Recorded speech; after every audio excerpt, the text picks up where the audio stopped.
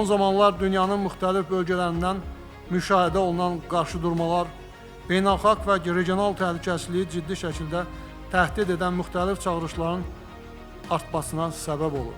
Bu mənada ölkələrimizin ərazisindən keçən Avropa ilə Asiyanı birləşdirən geniş nəqliyyat şəbəkəsinin mühafizə olunması üçün xüsusi xidmət və təhlükəsizlik orqanları arasında əməkdaşlıq əlaqələrinin möhkəmləndirilməsi böyük önəm daşıyır.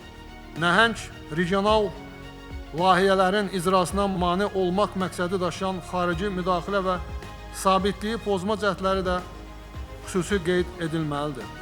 Məhz buna görə xüsusi xidmət orqanları arasında qarşılıqlı əməkdaşlığın gücləndirilməsi həyati zərurətə çevrilmişdir.